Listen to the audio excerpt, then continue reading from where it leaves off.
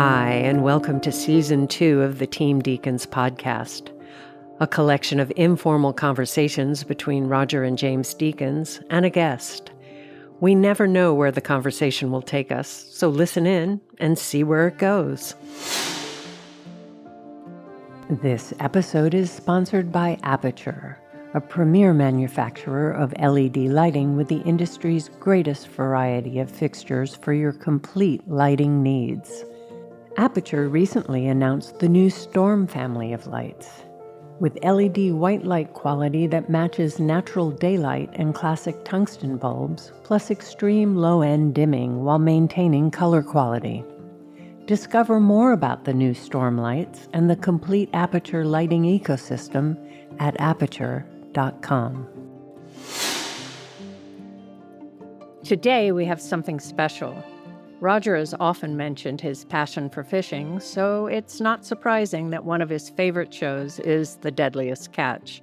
We're so pleased to be speaking today to producer Arom Starr-Paul and DP David Reichert, and to learn more about unscripted filmmaking.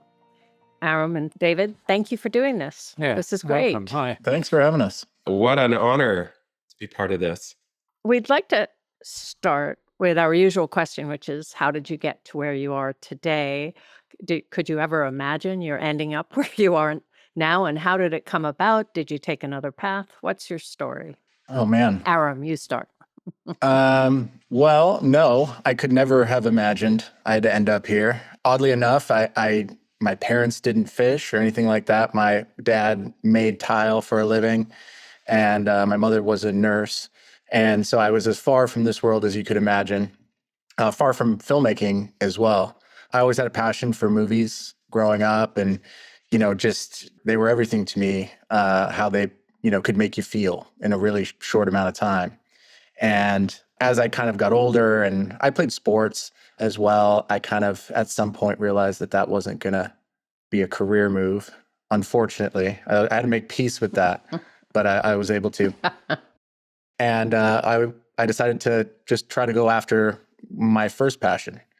And I went relatively traditional route. I went to film school at CU Boulder, which was a great program. I loved it a lot. There were some fabulous professors there that had a really big impact on just exposing me to films and media that I would have not normally in the mainstream, right? Like they opened me up to just another world, and how to kind of think critically and all that, like frame by frame, and just really analyzing and figuring out how is this done? How are these movies made? How do you kind of push and pull people's emotions? How do you tell a story? Mm-hmm.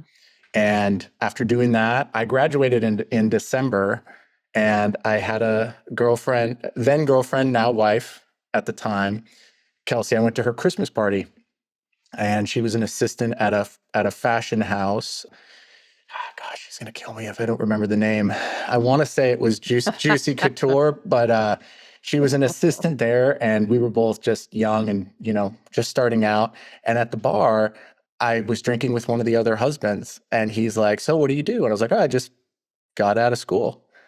He's like, "What was your major? What are you trying to be in?" I was like, "Well, film is what I really want to do. I want to be a DP." And he's like, "Oh, well, I know this guy. You should give him a call." And that was the beginning of the end, honestly. It was like, it was to a gentleman. It was actually kind of two people in between, but this guy, Scott Gurney, who made a lot of nonfiction television for all kinds of networks. And I got on a show as a runner for him, which was a show called Pain Gang, which had a really odd premise where they would do painful things to people and they would rate it on a scale. And the episode that I actually was a PA on was they would put lemon, shampoo, and spitting cobra venom in the contestant's eye. And then they would rate the pain that they underwent. And it was just such a bizarre thing. And it was like the first time I was on set and like, this is what's happening. And I remember that the reason that I was able to stick around was the DP asked for a Cucaloris to break up his light. And he didn't have one. And I knew what it was, and I was so excited. And I grabbed a Sawzall. This was in downtown LA. I grabbed a Sawzall. I ran outside. I cut the branch off a city tree. and I brought it in. Ooh. And I gave it to him, and I was like, here, use this. And the producer at the time came over. He's like, don't ever do that again, but thank you. And yeah, I ended up working for Scott for, I don't know, 3 or 4 years. I was a PA, then I was an AC, then I got camera. He gave me my first camera operator credit on a Shark Week show, which was fantastic. And, at the time, I wasn't differentiating really between what kind of film or television or storytelling I was in. I was just so excited to be doing it, to kind of be in that space. And yeah, after working with him for a while, another opportunity well, I bounced around as we all do, right? Various companies doing all kinds of shows and smaller gigs and learning hard and easy and hard lessons at a lot of them. Mm-hmm. But I ended up where I am now at Original Productions, and I knew they made Deadliest Catch at the time. And it was early in the show's run when I first got there. And that was the show I wanted to do. And they're like, well, you can't do that show. Yeah. Like that was like their flagship show, right? That was their huge show. They're like, well, you need to do all these other shows. They didn't quite say it like that. But I did a bunch of great series for them. Tom Beers and Jeff Conroy were like kind of, Tom started the company and Jeff was a titan there for him. He was his president, I believe, at the time. And Jeff also ran the second half of season 1 of Deadliest Catch. And so I did a bunch of stuff for them, from Storage Wars to Axemen to Ice Road Truckers to... Oh, that's a good one. Yeah, Ice Road Truckers. Yeah. Another one of your favorites. Do you really watch Ice Road Truckers? I don't believe it. I have done. We've been on location or in another country and turned on the telly, and there wasn't anything on but Ice Road Truckers. And it's pretty good. Yeah. I'm going to hold back my commentary on that show. I really love Deadliest Catch. I thought Deadliest Catch was the thing. Yeah. And the reason was because it was obviously the big show at the company, and it was a big success at the time, and it was very popular, but it also was different than any of the other reality stuff I had been on. It didn't operate like a reality show. You would go out and you didn't have a story that you went and shot. You went out into a place where things were happening and you captured like real life. And the thing that it did better than any of the other shows, and why I really liked it, was, it's successful in making you feel as an audience member every hour. And it's a combination of factors, right, in terms of how and why it does that. But I always wanted to do it. I wanted to get on it. I started on the show as a camera operator, so I was on the deck of the boats. David did that job too. We share stories about how fun and scary and horrible that is. And had you experienced before about going to sea? So I had done one other fishing show prior to Deadliest Catch called Swords, which was in the North Atlantic at a New Bedford, 60-foot boat or a 58-foot boat I was on, but hundreds and hundreds of miles offshore. So I had been on boats before, but never. We had some pretty decent seas actually, but never as consistently large and dangerous as it was in the Bering Sea. So it was definitely a new experience getting onto that show, onto those boats, into that circumstance. And it was a different kind of machine. Like everyone just was so passionate and really cared. And the vibe was like everyone knew what we were doing was important. And, I was able just to stay on and just try to do all the jobs. I just wanted to do everything. So I camera operated on deck, did the wheelhouse. I moved into post. I was able to story produce a few episodes, and I supervised post, and was able to kind of just move up the ranks as time went on. And I've run the show for the last 6 years. Wow. Do you miss being on deck, though? I mean, what I miss about shooting documentaries is that, it's that human relationship. You're learning about places, but you're also learning about people. And I kind of would miss that, really. I mean, I wouldn't want to go out on one of those trawlers now, but there's a big attraction about just being with a bunch of people like that, Yeah, no, without a doubt. I mean, it is a thing that you do miss. I mean, post is a different kind of a grind than field work is, but I'm able to kind of have my cake and eat it too, I feel like, at this point. When David and I go out into the field, it's kind of broken up where we have about 2.5 weeks where we're out there and we're on the boats and we're engaging with the cast. And, and shooting and plotting and doing all the things. And then, David still himself goes out on the boats for the chase boat and things like that. But yeah, it is a thing you miss. I think you figure out how to kind of still have that engagement. The way we kind of manage story on the show is I talk to them every day. So I talk to the captains and I talk to the shooters every day. So it's different, but it's still very satisfying. And David, what's your story? Well, a little different story than, maybe most without film school or all of that. But, when I was a kid, and I have to start here and then I'll fast forward, it was all about natural history films. And this was Jacques Cousteau. And there was like a National Geographic series every Sunday night. And I just remember we would line up in front of the TV. That was like when TV was a scheduled event. And I was pretty certain I was going to become a wildlife filmmaker at that point in my life. And this is like 8 to 10, maybe 12. And then, a little bit later, you're like, oh, well, that's hardly a real thing, And went to school. I studied not even the creative route. I was studying physics and math, very, cut and dry. It's A or B, And then I graduated from that and didn't really know what I wanted to do. I don't know about you, but when I graduated from college, I'm like, oh, I really don't have any idea of what I want to do. And I kind of was going to go back to grad school just for, just to kind of have something to do. And I ended up moving to Jackson, Wyoming, where there actually is a concentration of wildlife filmmakers. I moved there because I just like to whitewater kayak and I got a job as a river guide. But then I bumped into one. I remember I was working at this kayak shop and he brought in his dry suit to be repaired. And he was going to go to the Arctic. And the owner of the shop said, hey, the guy's name is Shane Moore, one of the legends of wildlife filmmaking. And I was like, really? And, of course, I went out there and I talked to him and kind of, we became friends and he liked kayak. I took him out a few times.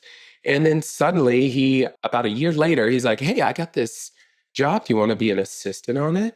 And I was scheduled to go to grad school. Actually, I was supposed to enroll in September. And he's like, oh, I got to go to the Arctic again, I guess. But when I get back, we'll see if this show is sold. It was on the Springs of Florida. And I'm like, whoa, okay. And he went to the Arctic. I did not go to school. He came back and the show didn't sell. So here I am, completely unemployed. I lived in a basement that had no windows. And, of course, you try to wake up in the morning and you're like, what time is it?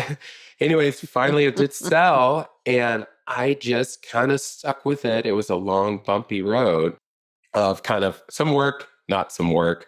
So I still taught a lot of kayaking and did, whatever kind of non-film related job to hang in there until Blue Planet One started. And I got on Blue Planet One, very much obviously an underwater show.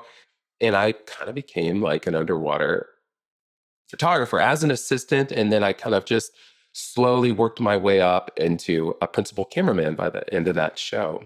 So that's what I was doing. And then I stayed in natural history. And, about 2009, the natural history world, the whole, that was like recession, everything just crashed. But I was a huge fan of Deadliest Catch. So I cold called them. I'm like, hey, I want to work on Deadliest Catch.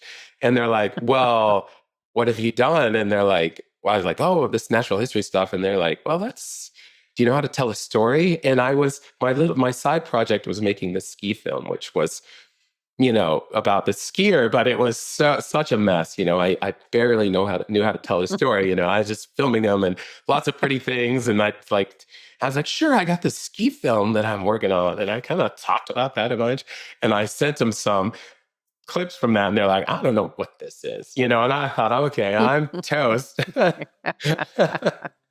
And I thought, okay, well, maybe I'm not going to get hired by them. But last minute, they called me up. I went up to Dutch Harbor and I was on the crew. And so I just remember being up there in these, the one thing that Deadliest Catch does is that they have these story meetings, and just the nature of Deadliest Catch, where you literally only have about 2 weeks with the whole crew together, and then they just go out on the Bering Sea. And besides a satellite phone, you don't, you're on your own out there. And so what Deadliest Catch does is it spends all this time to like teach the new guys, and there's always new guys because it's a hard job. So you get turnover, how to tell a story, how to, run the cameras, how to deliver the look of Deadliest Catch before you go. And so for me, that was, I like sucked all that stuff up. So, and I still got out there on the boat and I'm like, oh my God, I am in big trouble out here. But I kind of stumbled my way through and I made it. When they say they want you to know about story, is it that they want you to recognize something that might happen on the boat that might be a good story and follow through with it? Exactly. That makes Yeah, sense. exactly. Yeah. Like you're IDing the story that is happening around you, and then you need to dive in and make sure you get all the pieces to tell that story. And you got to know what all the pieces are, So. And when you shoot, when does the production side get the footage? Is it at the very end or only when they dock to offload? Do you then turn over? Does post-production know while you're shooting what you've got? Yes, and Arom can speak to this because there's a daily sat call. And luckily, satellite phones are better now. They used to be like, what? There'd be a lot of that went on. So they're a little better now. But yeah, so there is the kind of the daily, and Arom will speak to that, so they know what's happening on these boats and they can write down, like when they have a wall, Arom can speak to that. And then the actual footage themselves, for me as the DP, like you don't get to see that, until it's over pretty much, because the time the boat goes back to dock, it could be in St. Paul or Kodiak or Cold Bay, or these, then you got to fly it out of there and then we back it all up and then fly it to LA and then it's got to get through the system. So that's when you get to see that. Yeah. It's a really complex machine, like when it comes down to knowing what's happening in the field, the time it takes to get it back to ingest, and by the time you're looking at it, the time you have to actually give input back to the field to course correct or to do things that you need to do or to highlight things to people. It can be very tricky, but luckily the way it's broken up now, the fishing seasons, they have a fall season, which is what they call king season, which is king crab. Sometimes they also do another fishery called bear eye. And then in winter, which starts the beginning of January, you have winter season, which is usually opilio, sometimes cod. And so you do have like a window in there where you've gotten your fall footage back. You're able to look at it. You're able to know what you have in the can, what stories really kind of came to fruition, because so much of it, you're trading on word of mouth. With those daily calls, you're talking to them about what they're capturing you have two people on each vessel. One of them is the lead, the wheelhouse guy. You talk to that guy every day about, what are they shooting? Because it is a story where those camera operators, those producers, they're telling the story really in a lot of ways through omission. Because if they just shot everything, you would just have this infinite sea, right? And you can't ask them to do that either. They can't shoot 24 hours a day. So they are making choices about what they're following. If you have 3 stories of conflict between deckhands, one of, you're trying to decide which one are you going to spend your time, which is the ultimate resource, to capture. And so those are the choices that you're trying to help guide from here, and also give them that larger perspective of, well, this is happening on this other boat. Like, just so you know, or, keep people informed of what's going on the various vessels, whether it's fishing, whether it's conflict, whether it's deceit, all those things. So it's a fun kind of overview to have, and just through communicating with them, you're able to kind of just make sure they're informed to tell the best story possible, really. So if something's going on, and you've only got 2 people on the boat, and something's going on, what if they miss something with the camera, but they know that it happened? Do you ever ask them to do it again? So the magic about this is there's 2 people, they can only shoot a certain amount of time a day, right? But we have mounted cameras that pretty much cover the entire space.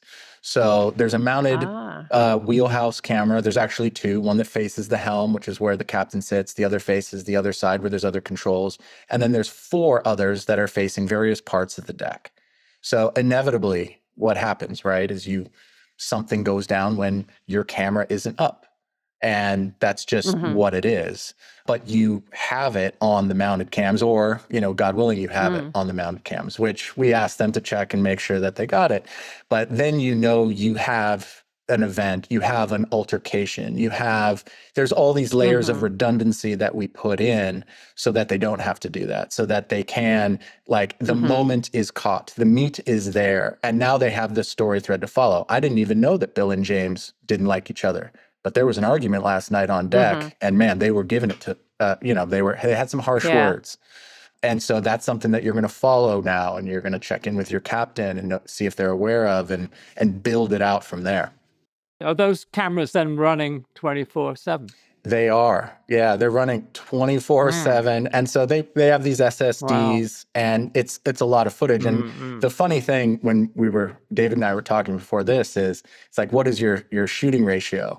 And we have about 40,000 hours a season to make 20 hours. Oh my God. So it's 40,000 to 20. Wow. Yeah. I'm sure you could reduce that. It's amazing. Isn't it amazing? I remember going out on documentaries and carrying 75 rolls of 16 mil film. So that's 75, 10 minutes. I remember those. I know, old days. So is one of the things also that you do in the beginning, how some people are just better on camera than others. Right. And some people look stiff no matter how used to the camera they are. So do you try and suss out these people and go, okay, that's a guy that I should turn to for reactions because he's better? Yeah, it's very interesting because Sig Hansen, right, has been on since the first. Yeah. He's shipped the boat, the Northwestern. But he's And a it's performer. really interesting how he's changed from the first series where he feels like, okay, he's unsure about the camera, but he's just being himself. But now he knows the camera's there. It's a very conscious relationship in a way, which is kind of interesting. It absolutely is. Yeah. I would say that you definitely have your go-to guys. When something is happening, we might need some, to understand what just happened, we might need some more information. And you just point your camera at some guy and you will get it. And then you but then it's always this little dance too, because there is a bit of camera jealousy. So you then have to point it at everybody. So they're not like, hey, he's getting all the attention. It's kind of a real dance out there with the crew, to make sure you're getting what you need. And you yet have to keep everybody happy out there. Because if somebody gets tired of the camera guy or the TV show, they can really, cause problems. Screw you up. Yeah. Well, also on I think the first season, I think there were 200 boats going off on the first port, the king crab or whatever. But you were following 6 or something. How do you determine which boats you get onto? Oh, well, they're the only boats that let you on. Both really is the answer. Really? Yeah. I mean, the casting process of the show, it's been ongoing. There's obviously been people who have stuck, like Sig, who just the relationship's been good. He's enjoyed being on it. And the audience really loves watching Sig, watching his kind of family legacy story with Mandy and how that's developed. But I mean, gosh, I would say almost every year we're either adding someone into the mix or it's shifting slightly for various reasons. We've had people pass away, like Phil Harris, season 6, right? And that kind of changes the whole dynamic. We've also had people go to prison. So sometimes a shift in career. We've had some guys who were captains move on to management positions like at Trident Seafoods and things like that. But there is this sense where you always have to have your ear to the ground about who is around and who is interesting. And, to what you were saying, how do you find these people? It really is, it's a group effort. but you're staying in touch with the fleet. You're seeing who has an interesting kind of naturally occurring story, who has the confidence to be on camera and not be self-conscious, right? Which that's a characteristic that can be learned, but is a little probably more innate than anything. Usually the best people are the people who don't give a fuck about you. So like, if they want to be on the show, they're usually not the best. If they don't want to be on the show, you know that they might be a gem. Yeah, right. And in that process of figuring out who all those people are, you put tape on them, right? And you and the network and the production company, everybody makes a decision as to where to put resources if they're willing to participate. And so that's kind of how they do it, or we do it year after year, adding people, adjusting the cast. And David, how do you, when you're actually shooting? I mean, I notice sometimes people are very much talking to the camera. I mean, what license do you have to be interactive with your subject in a way? Because some documentary filmmakers don't want to talk to the subject. They want to pretend they're not there, which I think is nonsense, because there's no way you can say you're not actually there because you're showing it. So, but I find it really interesting when the crew is actually relating to the the camera crews relating to the people in the film. It really is inevitable, because like when you go out on that boat, you have to become part of the crew, just because it's a very small space. You eat together, you sleep together. There's no place to go to get away from the crew. And also it's this very difficult place to be. Everybody's sleep deprived. There's danger, all the time. And you kind of have to look out for each other a little bit. So the people that don't succeed, the camera ops that don't succeed, really never kind of become part of the crew. You need each other out there. And so once they kind of realize that you guys are kind of on the same team, they're just there for you for television as well. They're like, okay, and you earn that. Like, you are out on that deck in the worst of storms when they're out there. You're not back in your bunk. You are up for 36 hours when they're up for 36 hours. Once you kind of earn that stuff, they will give you the show that you need, the pieces of, the story that you need. And it's not always that simple. Sometimes there's people that just don't like you for whatever reason or whatever, and you have to navigate that. But that's really what happens out on the water, is you're just kind of a fisherman, really, because you're doing the same thing that they are. And that's the way, like, I tell the guys, when they're going out, is, you need to, when they go out, you need to be there. You have to all take time to take care of it, making sure you're organized and have your equipment in order and all that kind of stuff. But when they're out there, you got to be ready. And that's like a big part of the job. Yeah. Well, you feel like most of them, I mean, you feel they all really are proud of what they do, and they're proud of their lifestyle. They should be. Proud of the danger they take to actually catch these crabs. I mean, they should be proud. So I can imagine there would be a lot of resentment if a sort of camera crew come in and they just film for a couple of hours, and when it's too rough, they go in their bunks. It's not really going to work. We've had that. Is it? Yeah, no, I bet. We've had to remove a lot of camera ops. Wow. There's a big turnover, is there, in cameramen?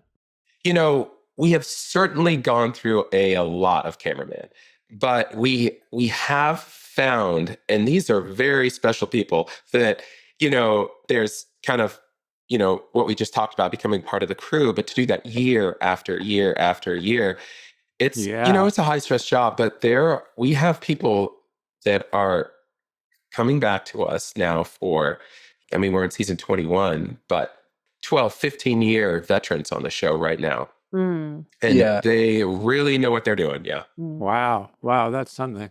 Yeah. I'm very interested in the actual trawler fishermen. There's actually women now on the last series. Like, there's a woman training to be a skipper, and there's 2 women working on the crew. Do you have any camera women? We have had camera women before, probably in the same percentage that you see them as fishers on the show. Right. So not a lot, but definitely they've been on the series. Yeah. That must be a difficult position as well in on a with a crew that's kind of quite, Yeah, macho. A lot of bravado on the deck. Yeah. It totally can be a that's challenge. interesting. And it's a lot to what David was saying about fitting in and how do you engage the cast? How do you engage the fishermen? It's really an art as much as it is anything else. I mean, in post, we get to watch basically everyone's strategies play out. So you watch one wheelhouse producer and you're listening to the raw, right? So you hear how they're engaging this captain and then someone else and someone else. Wow. And so you really get to see all the different tacks. And, it's as much about mood as it is about timing, but it really is, you got to just be observant. You got to be aware of the human condition. You got to be aware of when to be quiet and just have a more kind of hands-off tact and let the reality play out in front of you. And when, it's the right time to ask a question and say, hey, tell me about what just happened. How do you feel right now? And let them unpack it. Because doing that at the wrong time, even though it's the right idea, can shut a person down, can keep them from being able to be authentic with you and sharing how they really feel. So and in terms of that turnover, the people we have now, like David was saying, 15 years, we have people who, Brian Miller was on since season 1. David Arnold's been on since season 1. Todd Stanley's been on since season 1.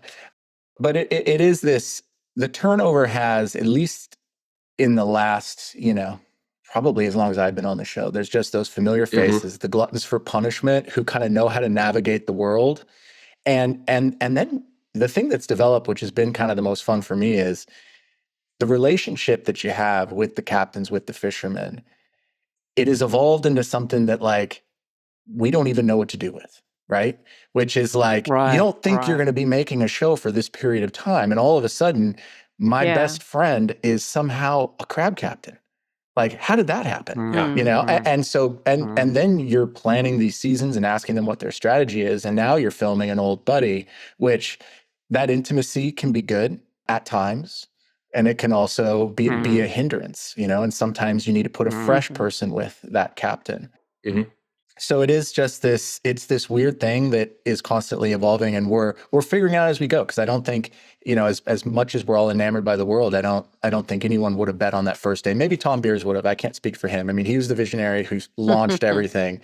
Maybe he had the faith of how long it could go. But in my day to day, every year it evolves into something new. Yeah, I mean, I remember when we started, my first season was 7. That's a year after Phil passed away. And, there was just, everybody was like, this is the last season. And then we made it to 10 and we're like, 10's it. And then we made it to 15 and then we're at 21. And, the show it's so much different than the show that we used to make. But the root of it is still there. It's just, these guys are going to go out in the Bering Sea, one of the, most dangerous places you can find on the planet, and work. And we're going to follow them. And I think that's why it can just keep going, is because the root is there still, which is... How would you say it's different than earlier? If I have to talk about Arom spoke about our relationships. I mean, I remember the first time I was on the Northwestern, it was, definitely a very strategic game to just not really piss off Sig all the time, Nobody makes Sig mad like David. Oh yeah, I was really good at it. He threatened me with a steak knife once. And did you film it? No, I was That's actually just eating this chicken. Yeah, I know. I was eating this chicken, and suddenly he came down with a steak knife. I'm like, what's going on here? Anyways, but so the relationship is not as contentious as it used to be. And then if we start talking about the cinematography, there's been technical improvements of equipment that has really changed the show. And then we've kind of changed how we shoot the show a little bit, all those things. If I look back at the other show, and we can even, go back to talk to the first guys, is, that went out, we just sprayed and prayed is what we did, and now we really try to, use the gear that we have to identify the story and make the story not only capture all the parts, but make them as nice as possible. And then we have some really nice equipment out there, like gimbals we're using now. So, from afar, we're catching, we're able to follow these ships via helicopter and the chase boat all the way out into the Bering Sea and get some of the most iconic images from that, which is a big evolution from, we used to hold like a PD-150 from the chase boat and like try to shoot the other boats, out there. It was pretty great. So, the show is definitely like, I think it's a very beautiful show right now, even though, it's so chaotic. And I embrace that as too. Like, I mean, that's like the chaos and the imperfection, I think, of what we just automatically get is what is like perfect about the show. Yeah, I mean, there's just visually, there's some amazing things. I'm always struck by some of the scenes of the weather and the shots you get from a chase boat and stuff. But then just the human story, it's those moments that I suppose as an audience, you're kind of waiting for those moments. I mean, that's maybe why you watch it addictively, because sometimes there's the moment like in the last series where the cameraman tries to help the guy that's tying off the net, Kevin. Kevin, yeah. Off the pots, and he falls over and the cameraman falls over as well in the water. I mean, that's just like very moving. A very moving moment, that the relationship between that cameraman and that crew member. I mean, yeah.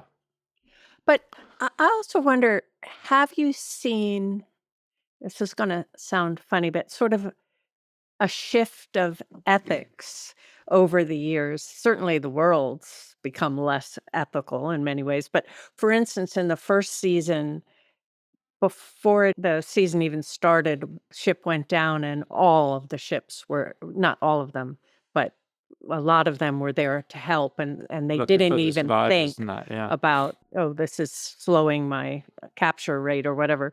But then in the last season, there was that young guy that stole the pots and Stole the other guy's and then pots. put them close to the other pots like you shouldn't do. So to me, that I was quite shocked and thought, well, that's not right. Is it become a bit more kind of like a brutal competitive sport because the way the quota system's changed, and maybe are there less crabs now? Is it a much tougher business now, really?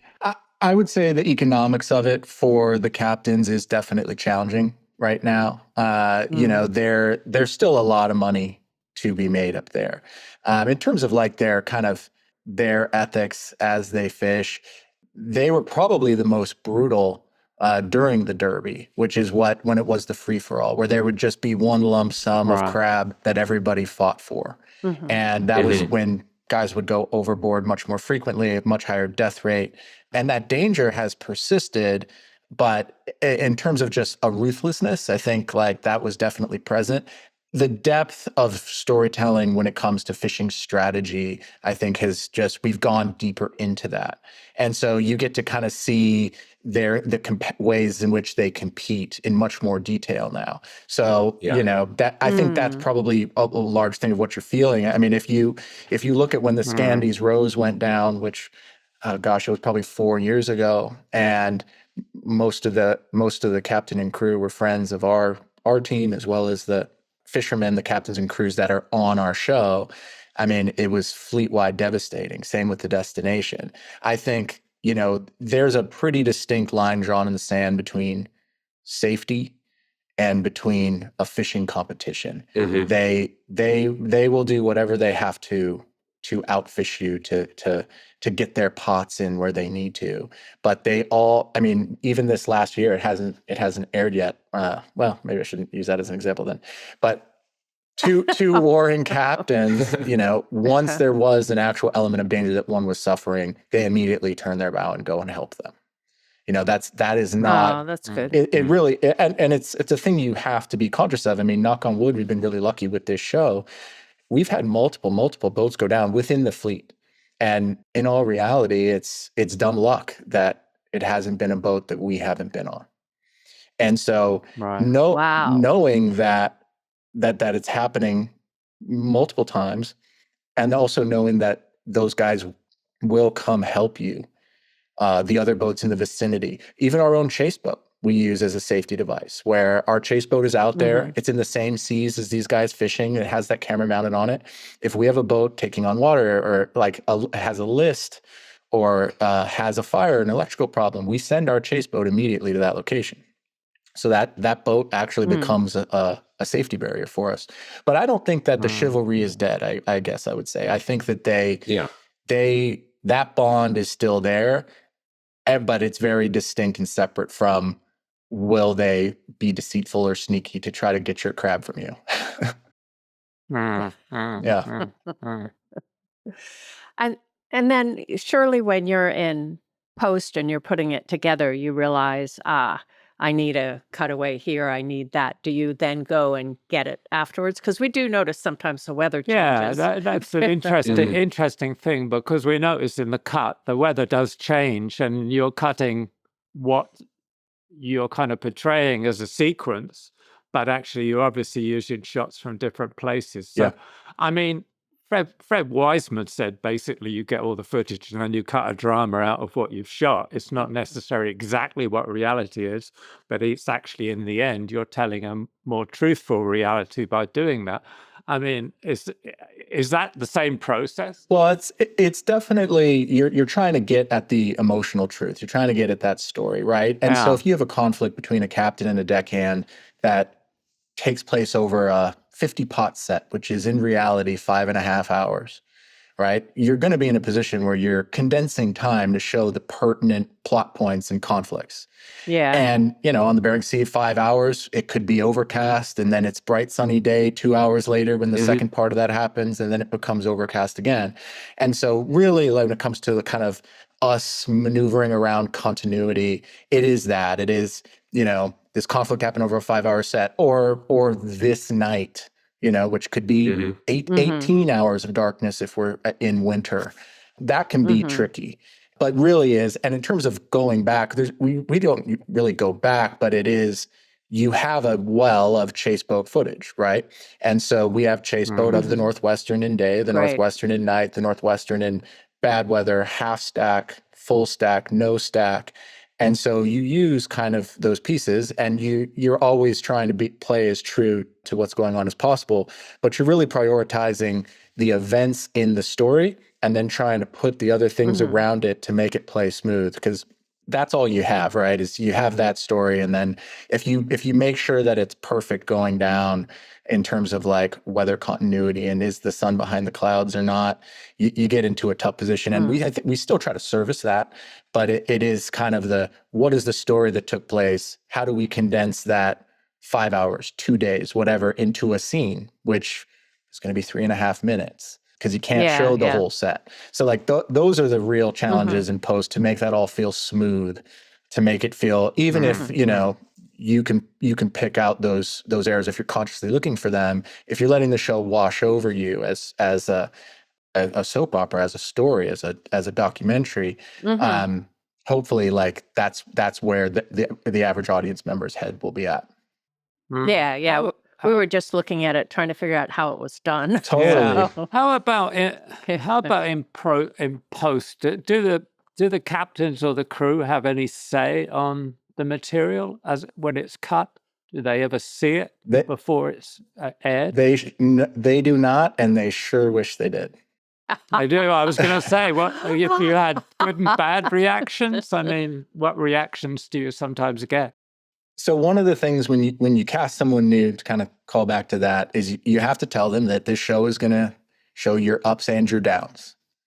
And so you're going to be really excited when we're there, when you're pulling huge pots out of the water and you've just made a lot of money and you sent your kid to college, or you're able to buy that new boat.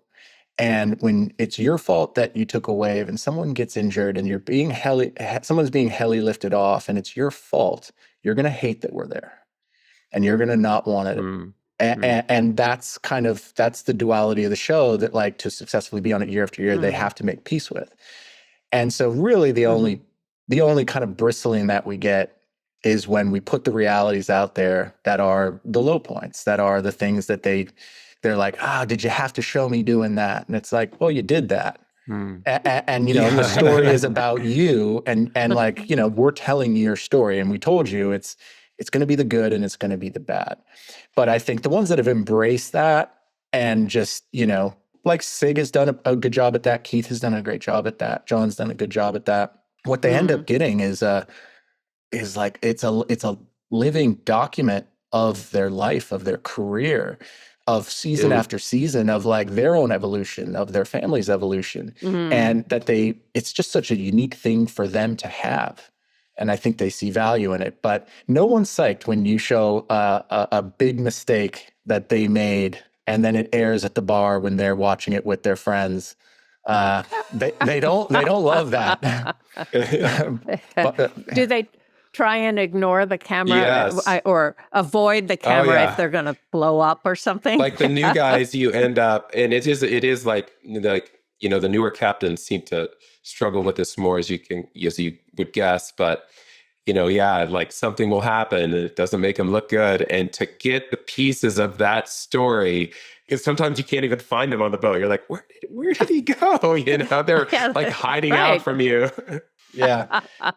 They just don't want to do it. They don't want to tell you about what just happened, and it's understandable. And then, I mean, it's like, look, we can talk about this. We have the mistake happening. Like, we just need clarity.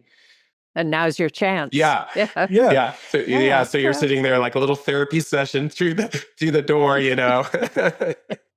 I think you can also, there is an awareness that, with any of them who go through a hard time, that they have an opportunity to take some agency and to try to turn the tide, for a bad pun. But like, they can do that, right? Like, if they strike out on crab, they're now a decision away from reversing that. And we will show that as well. And so they just need to have that faith that, like, we're going to show both sides of the coin and then continue forward, which that's what they need to do with their jobs anyways. Is like, they're not going to quit after they make a big mistake. They're going to keep going. And so they need to do the same thing when engaging on any of those fronts. They're great at it too. Do they get paid for allowing you on board? Yeah, there is a vessel use agreement that Discovery holds. There's a few there's insurance costs for having us on board. There's food costs for having us on board. There's also I mean, Discovery also does, I'm sure you've seen it in watching the show. There's the main show content, right? Which is when they go out and fish, and very docufollow style. And then there's more promotional kind of materials where, for setting up a season or something, like for ads where they'll want the boat in town or to go out for the heli or whatever. But there's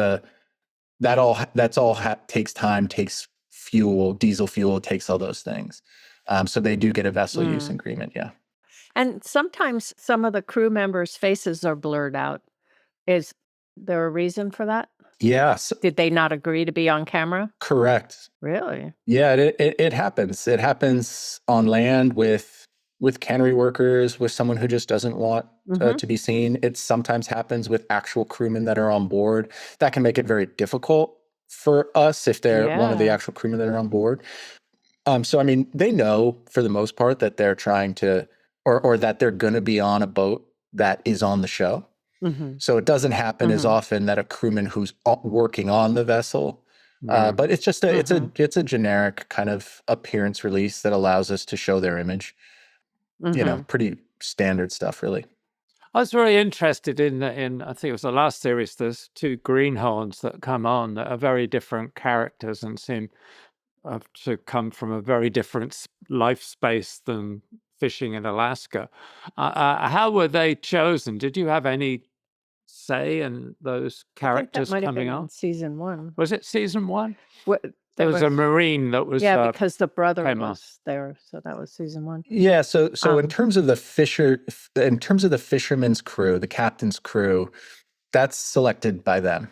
So we don't, we don't approve the safety of their vessels. The Coast Guard does their standard checks and all that. We don't pick or select the people they hire for their boats to throw the hook or to be their deckhands or to be their engineers. They do all of that. So I think in the casting process, Finding vessels that had family operations was fun because you have a lot of repeatable characters that, you know, the brothers are going to be back year after year. And, you know, you could build a nice longer term story out of that. But in terms of just your average deckhand, your average crewman, that's the captain's domain. And when it turns out that the person they hire is extra entertaining or has an interesting backstory or anything of the like, then it's just a blessing for us as storytellers. But yeah, I can just imagine their faces if we told them who to hire for their deckhands. It would not be received well. Yeah. Well, Yeah. also bad safety. You know, you want someone who knows what they're doing. Oh, yeah. Do you ever feel of expanding it a bit more to be outside of actually the fishing season? Because, I mean, you've tended to concentrate totally on the days they go out crab fishing. But there must be, I mean, the season's very short, right? Yeah. You don't seem to expand it into their lives in Alaska or whatever they do. I don't know what those boats do for the rest of the year. Well, I think we definitely try to fold in their stories that are away from the boats into their life and work on the boat. But I think if you pull back and you try to figure out why people watch the show, which is subjective, I don't think there's an exact right answer, but there's a few things that everybody agrees on. And everybody, probably not everybody, but a lot of people.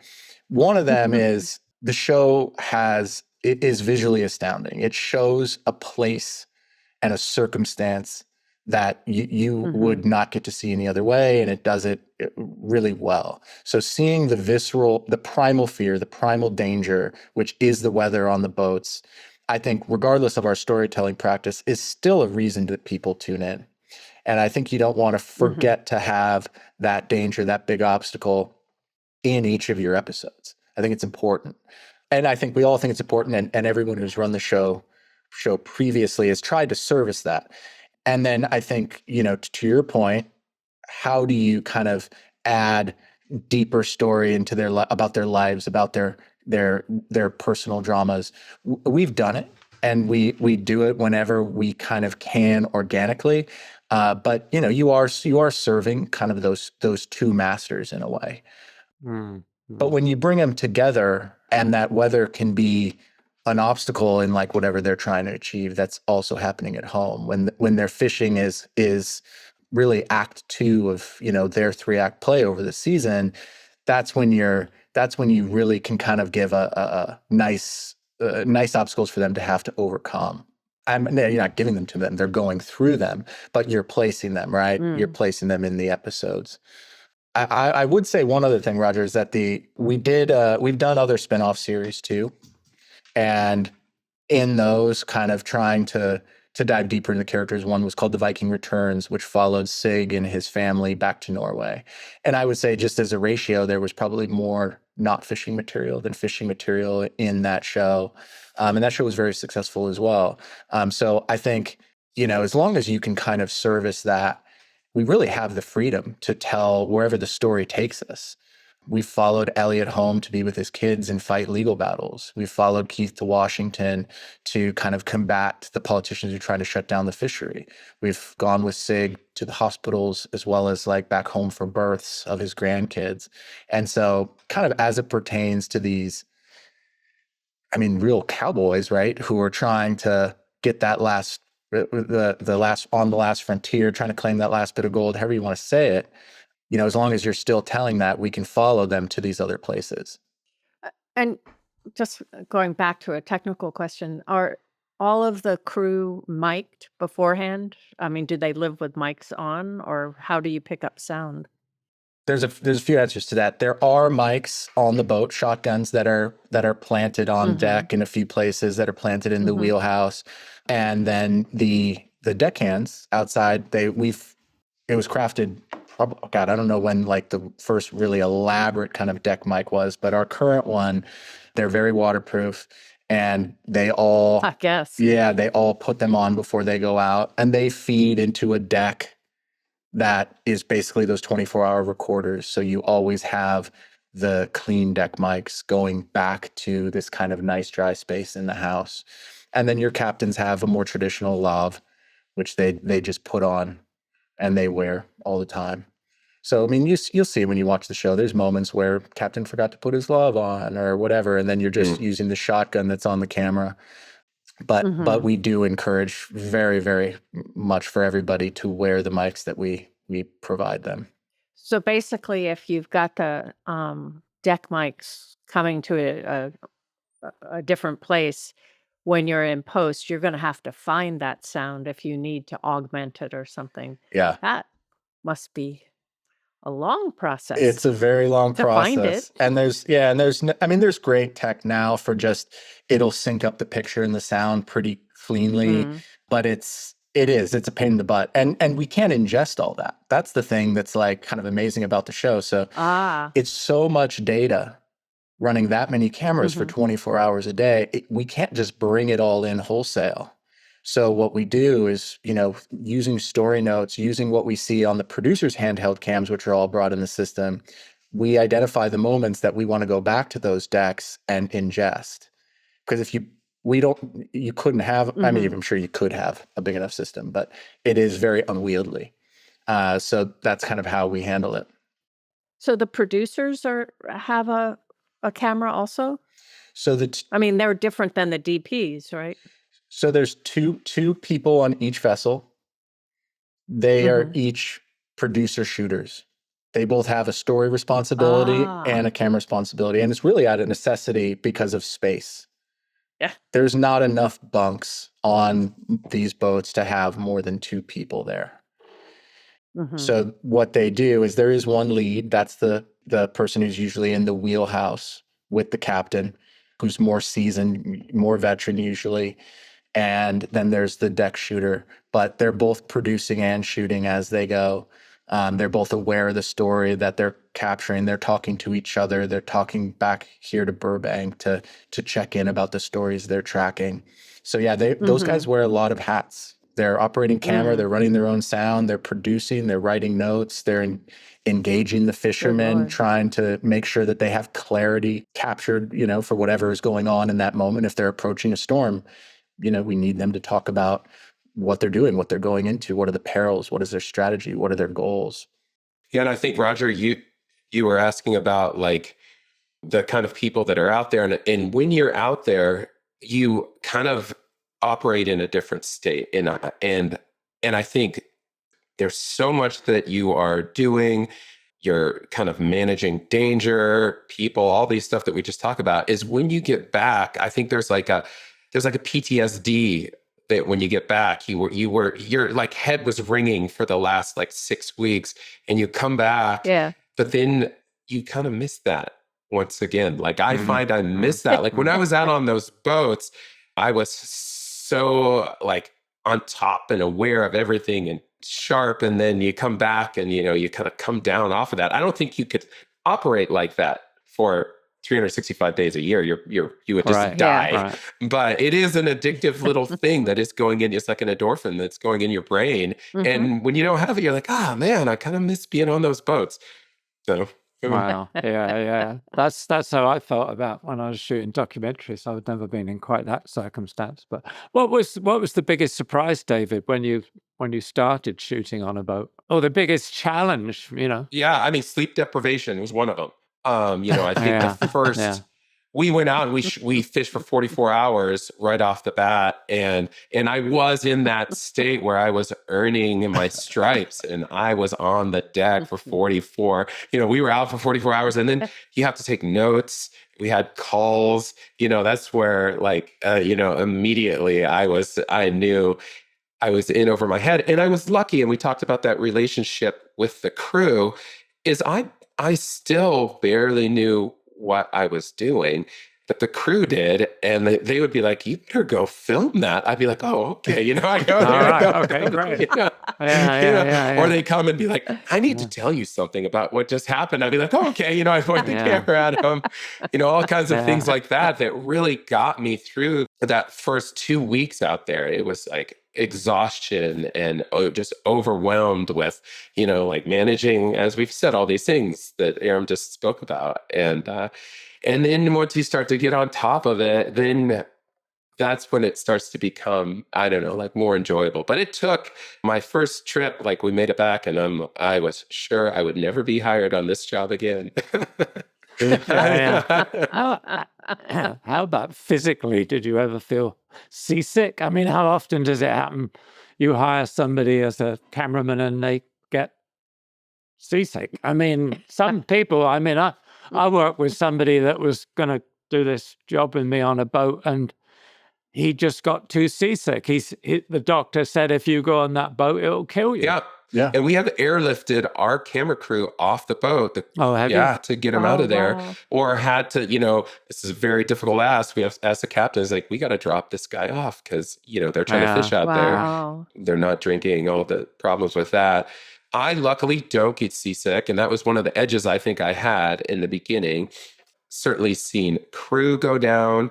I've seen my other camera ops that I was working with go down, and it's debilitating out there. And if you there's like typically a window, like three to 4 days that you're going to get over it. And I would say maybe 75-80% of the people are able to function after that.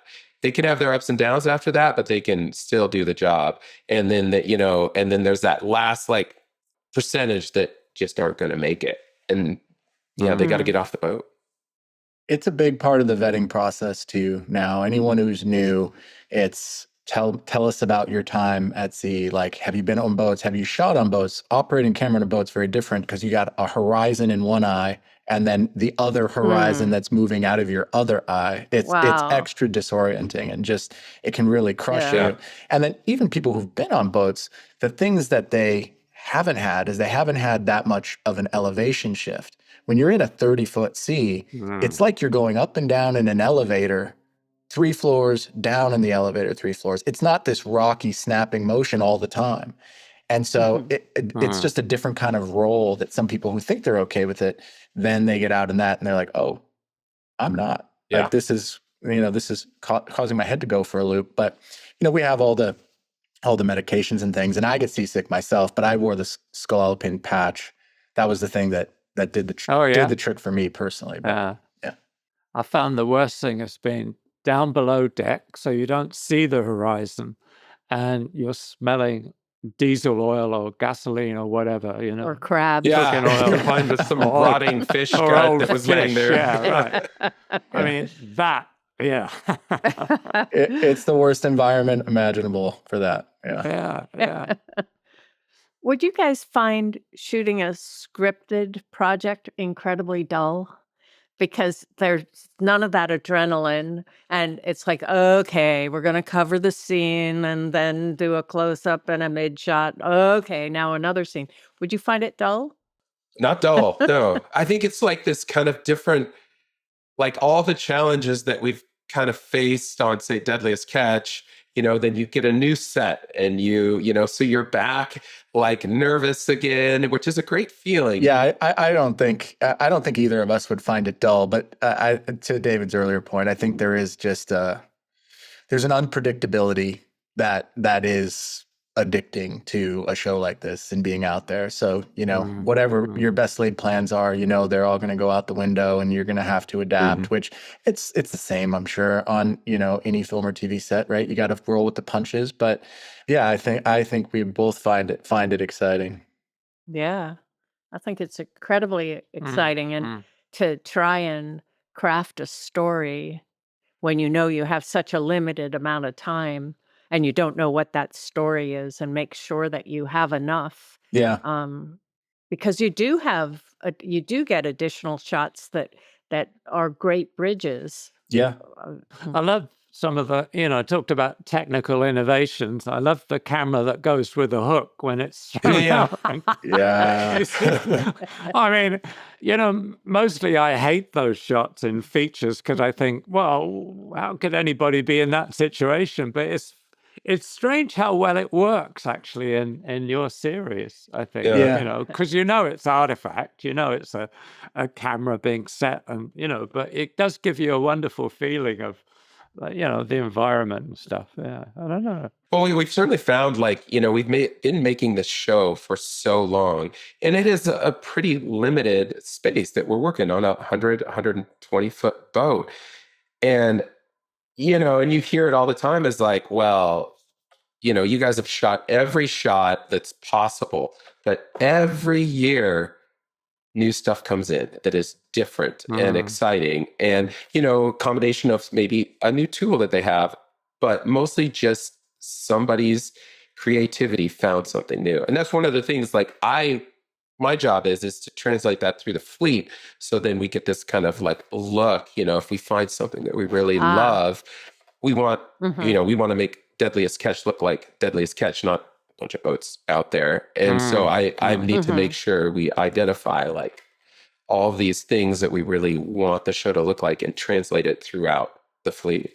I would think just the sort of technical innovation, the speed of digital cameras, and kind of light you can shoot in, and as you say, gyros and stuff. I think that must have freed you up. That is one of the biggest innovations that, when we talked about the difference in the show, that has changed the show. I think there's two really big ones, but the sensitivity of the cameras is one, and then the gimbals is the other, the big gimbals. And that made it so, you can imagine, just to get the information we need on the sensor of a captain in the wheelhouse at night. And a lot of the, 50% of the show is at night. They fish 24 hours. So at least 50%, in the winter, there's only like 6 hours of daylight out there.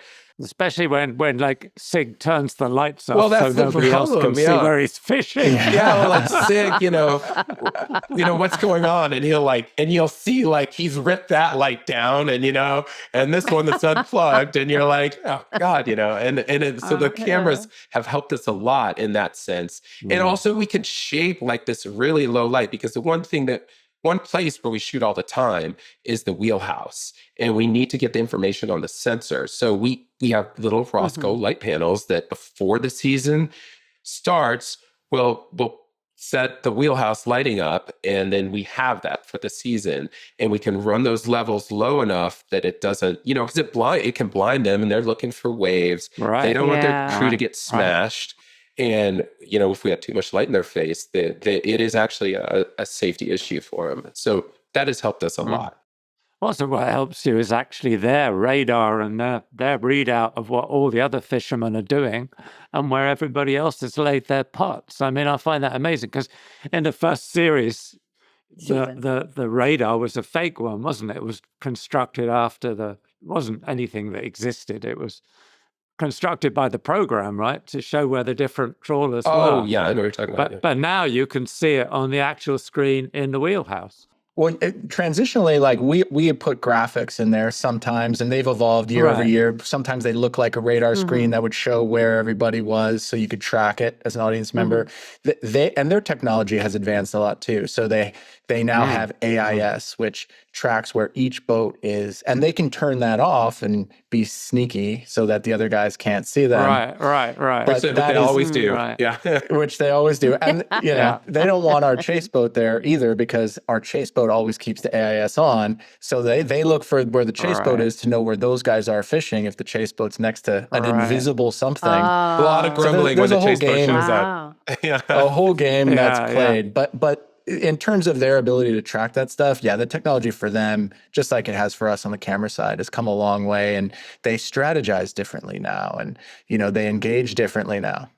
It's great. When I go out fishing in my little way in my little boat in Devon, sometimes when all the boats are going out in the morning, I'll go and fish in a spot where I don't want to fish, so they'll think I'm fishing there. When they go around the headland, I go to where I really want to go fishing. Oh my God! There's such a game, isn't it? There's a guy that we know and I'll run into, and he also fishes, and so he's always trying to get Roger's fishing spots. My spots. Yeah. And I just play dumb. I don't know about those things. Where do you fish, Roger?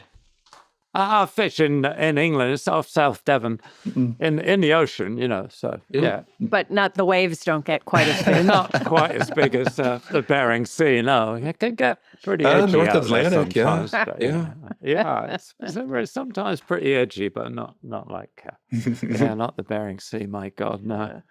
Yeah. Well, this has been kind of wonderful. Thank you. Have you ever watched Tuna Wars? I must ask you. Do you watch the other shows, fishing shows? Yeah, I check in on them to look at the competition, as it were. But I don't think it's real competition. It's just interesting. I find Tuna Wars because it's about the environment. And I find, I've been fishing all my life, and the way the oceans changed and the way the fisheries changed is just. It's shocking. It's kind of really shocking when you think about it. The fish that have been lost and the porpoising of certain species now. It's very, very sad. Yeah, like the state of the ocean that we are accepting is not really acceptable, and it's incredible. Yeah. And it's hard to, it's just way out there, and it's hard for people to even, kind of realize it. The one thing I do love about Alaska specifically, though, is it is a well-managed fishery. They, because they know how important it is. They shut down king and opelio crab because they didn't like the numbers that came up, which is, first time ever. And, and their salmon and all that, they just manage that right up there. And so, I really appreciate what happens up there, because for the, my other jobs, I travel around and it just seems to be a free for all, No, I thought the show shows that really well. It explains really well why there's a restricted season and quotas and everything else. I thought that's a really good thing about the show, and probably partly why I really like it, that it is set within a real environment and you get to understand that. Yeah. And it explains why this snow crab in the local fishmonger is $60 a pound. Which is, I know the prices are very, very high. But I would say that, when you talk about being able to show the environment and the state of the oceans, Discovery and original productions company David and I work for, you got to get a lot of people on board with letting you tell the story of water temperatures changing and all of that. I mean, there's all kinds of things connected to that idea, right? Like who your audience is and their political stance.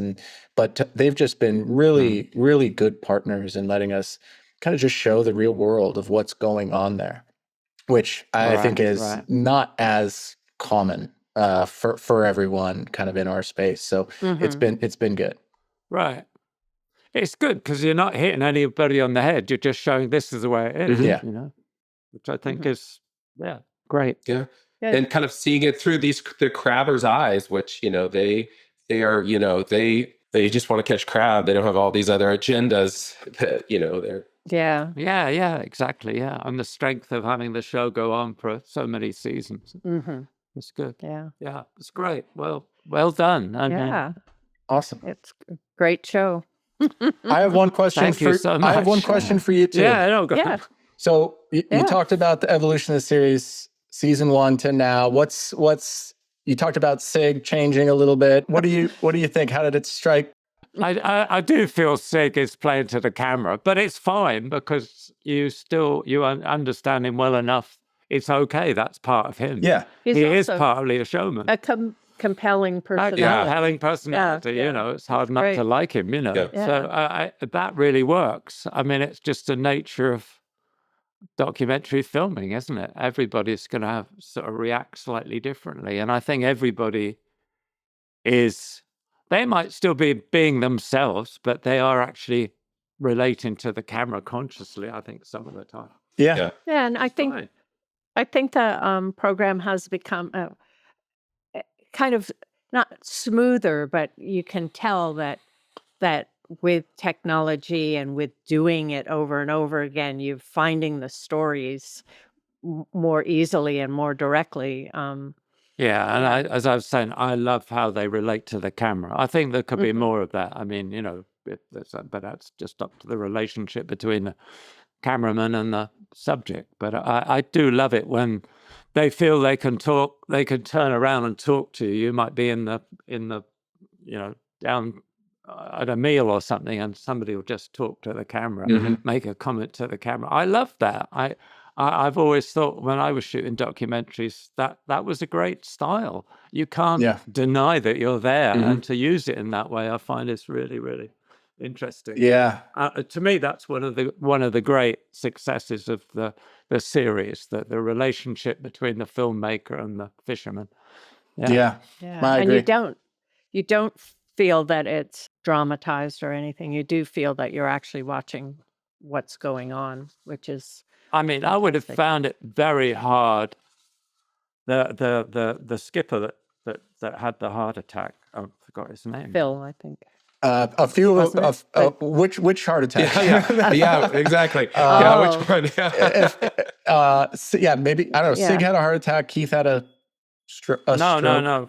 He did. Phil Harris. Oh, Phil Harris. Yeah. When Phil Harris had a heart attack, and he basically insisted that the cameraman keep filming. Yeah.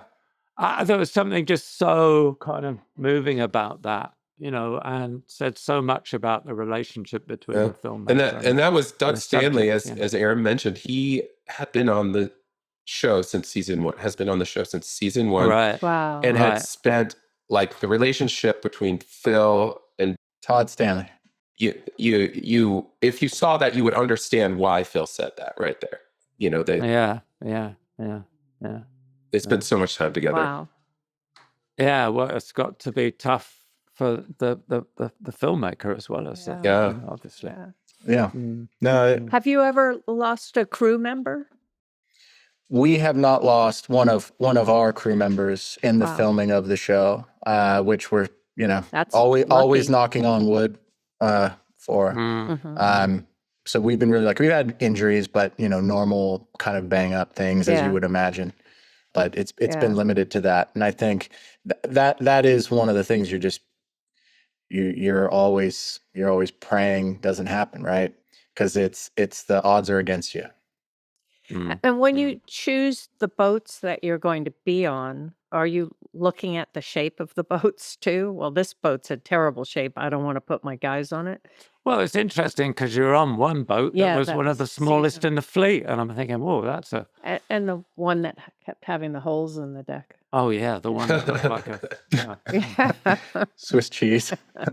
Yeah, really. I mean, sometimes that can factor in. I think the single biggest thing in the casting is just going to be them as humans, as people, as characters. What story what do they have going on in their lives? We are aware that when the boats are very, very big, that it's harder to see the scale of the weather. And that when the boats are smaller or have lower wave walls, you can see the scale of the weather better. But I think, casting decisions aren't really made on that. And, it's really about the people.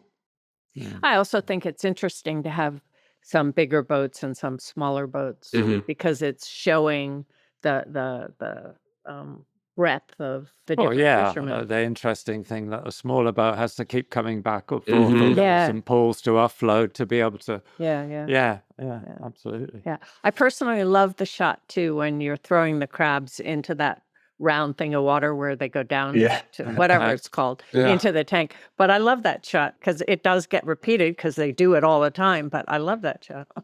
Yeah. And do you ever order crab in a restaurant? I wouldn't if I were No, you. I never do. Yeah, No, we do that's not enjoy happening. it while we're up there, like on the boats. They are able to keep some, and you enjoy it. But then you go home, you're like, no way, I'm gonna buy that stuff. Yeah. Do they keep the ones that? Well, why do they keep anything if it's taking away from their haul? Oh well, it would be a couple crabs that they keep, and they do have to mark it off their quota that they can just to eat. Oh. Yeah. Wow. They're basically buying them strict. by taking them off their quota. Well, great. Okay. This has been really interesting. Awesome. Thank you so much for doing this. Yeah, Yeah. it's been fascinating. I love it. Yeah, it is a very addictive program. Yeah, Awesome. it's great. Great. All Well, right. thank you again for having us. Thank you. Yeah, really Well, fun. thanks for what a pleasure. Thank you. And Okay. take care of yourself. Yeah, right. Be careful. If you'd like to sponsor the Team Deakins podcast, let us know at pod@teamdeakins.com. Thanks for listening. If you want more information and further discussion, check out the forums at www.rogerdeakins.com. Becoming a member is free, and you can ask follow-up questions there. And be sure to subscribe to the podcast for more new questions and topics. Also, check us out on Instagram at team.deakins. See you next time.